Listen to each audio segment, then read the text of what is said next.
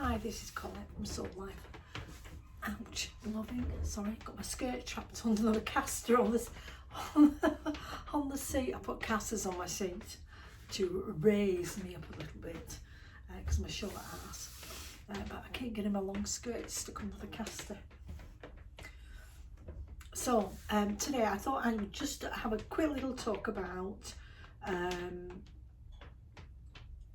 what happens when you change guides, because I didn't know this was a thing. It is a thing. And so the first guide that I came with, and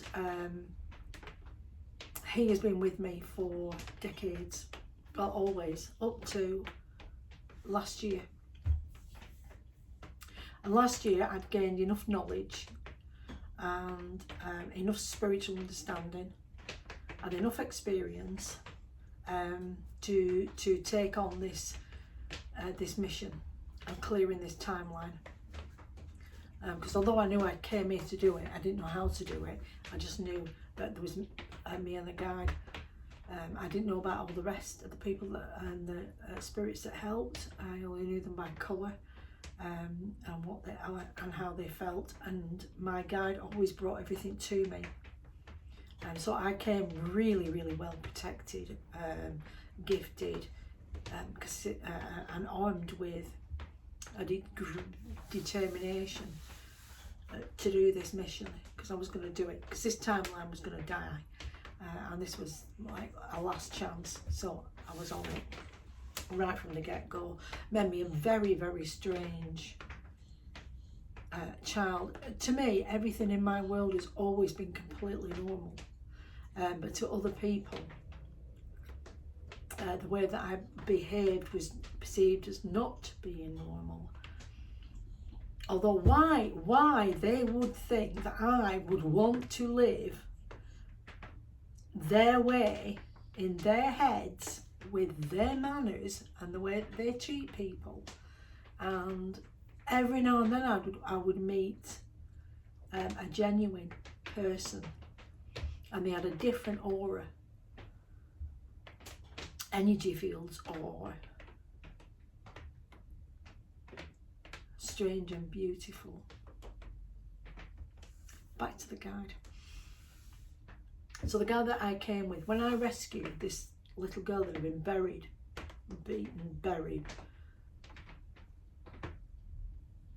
murdered in this forest, when I found her and she came into me, I at the time I didn't realise that she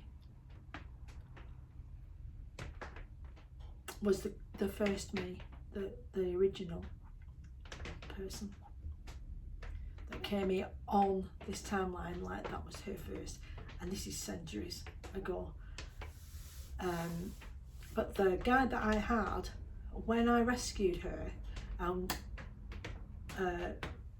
reunited,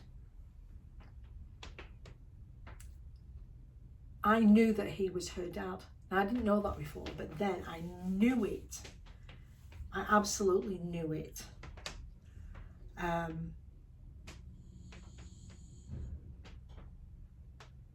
His relief and her relief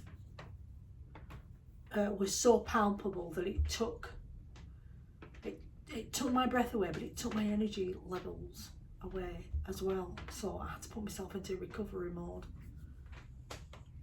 And by that I mean extensive amounts of rest and naps and meditations, so I could get into the healing energies for that, because psychic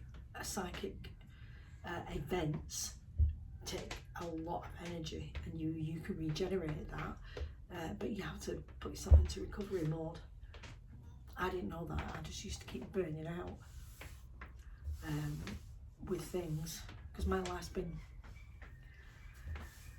and all the things that my past lives went through, I've had to go through so that I could gain that knowledge, because I couldn't gain that knowledge. If you don't go through the same things, you don't gain that knowledge. You absolutely do not have the essence of the lesson.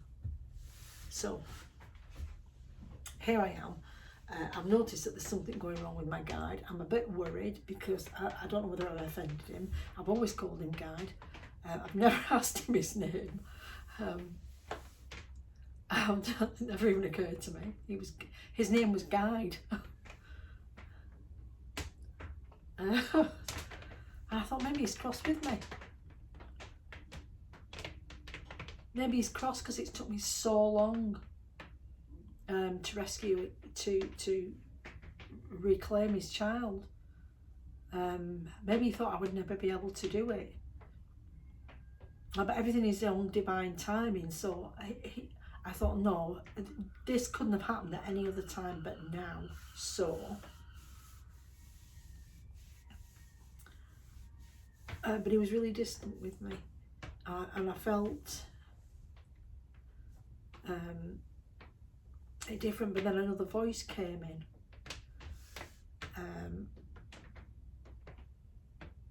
because I was really disturbed by them, because I didn't know what was going on. And then another voice came in and spoke, and took over my guardianship.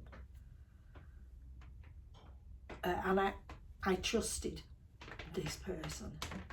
So I thought maybe, human brain, maybe this guide is taking over because that guide's cross with me, or there's something else coming, and therefore it's like the changing of the guards. It's one of those things, and I haven't really done anything wrong. And in the meantime, I'm still meditating. I'm still going deep into meditation, and I'm still astral traveling, because all these things that are going on in me that I don't understand, that sometimes I now know the words, but I didn't know the words then. They know exactly what it all is, because understanding and language and everything, feeling, it is spherical.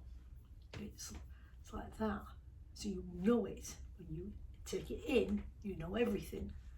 It's not like language where it's linear and it's long-winded and the explanations are exhausting.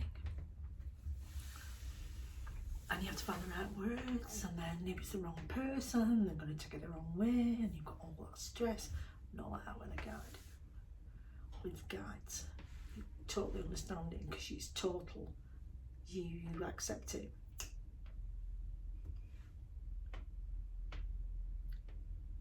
So at one point, on another travelling meditation,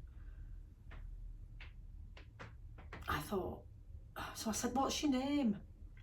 And he said, Jamil. And I burst out laughing, and I was like, well, you don't look like a Jamil. That was your child. Is that your child? Your child.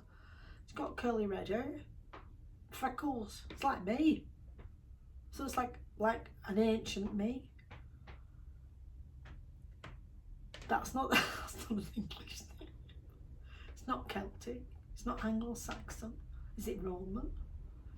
I'm thinking, this is really, really weird. But then when my original guide started to fade and I noticed it, the more transparent it became, broke my heart. But by then I had Jamil, and I said, I'm not calling you Jamil because you don't look like a Jamil. Oh God, the things they have to put up with from me. I want to call you Guide. Can we just, because I feel comfortable. Yes, you can call me Guide. And then as the lessons went on, I would be pushed into watching a specific video on YouTube. I'd watch it and they will be talking about archangels. I have no idea what an archangel is. It's like Western people, you know, they have fluttery images. You know, I look at an angel, it just looks like a big fairy. And I love my fairies. I came with fairies. I've always seen fairies, and they are part of me. So they're just big fairies. Or so maybe sometimes they're little angels. That's what fairies are, little angels. Who knows? Well, that's what I see. I think they'll get different names. But then I got this pack of oracle cards because archangels, archangels. And I was throwing them, and this card kept landing in front of me, and shuffling a ping, and shuffling a ping. Oh God, why does this keep popping out? It keeps popping out. Archangel, and it was spelled Jeremiel. And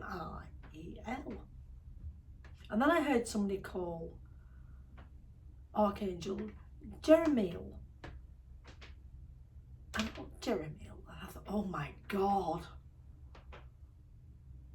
Jeremiel's like Jamil. Like Jeremiel might be how they pronounce it on YouTube, but he pronounces Jamil.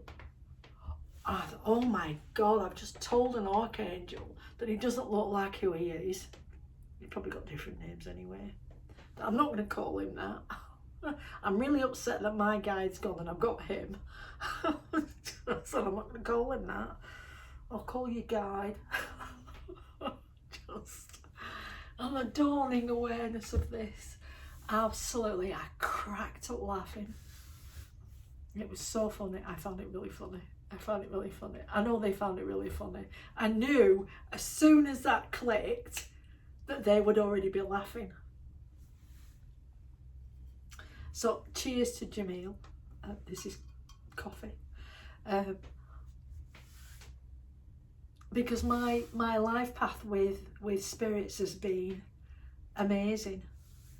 And I'm really pleased to have him because, you know, he's a good guide. I like him. I like his accompanying brethren. I don't know what else to call them. His group, his supporters.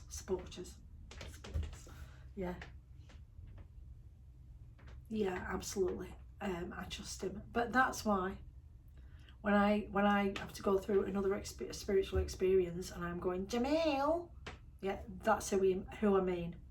I mean the archangel, Jamil. Thank you.